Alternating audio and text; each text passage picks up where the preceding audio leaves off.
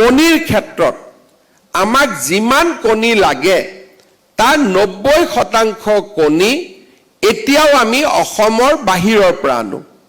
যদি আমি দেখা পাওঁ যে আজিকালি লেয়াৰ্ছ এগ অহাৰ পিছত কণী নিৰ্মাণ কৰা বা কণী 1 লাখ কণী একেদিনাই নিৰ্মাণ কৰা বা উৎপাদন কৰা বহুত টান কাম নহয়।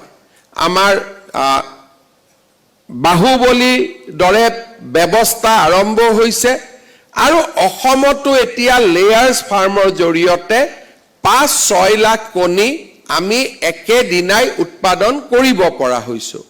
কিন্তু আমি যদি উদ্যোগিক নিৰ্মাণ কৰোঁ আৰু ৰাজ্য চৰকাৰ আৰু বেংকে সহায় কৰে, উইদিন 3 years আমি অসমত প্ৰতিদিনে 1 কোটি কণী আমি নিৰ্মাণ কৰিব পাৰোঁ বা উৎপাদন কৰিব পাৰোঁ।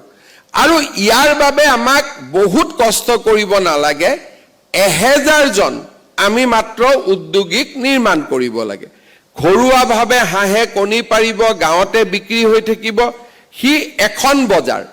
কিন্তু লেয়াৰ্ছৰ জৰিয়তে আমি যেতিয়া ফাৰ্মিং কৰি কণী উৎপাদন কৰিম, আমাৰ ৰাজ্যত বাহিৰৰ পৰা কণী আহিব নালাগে।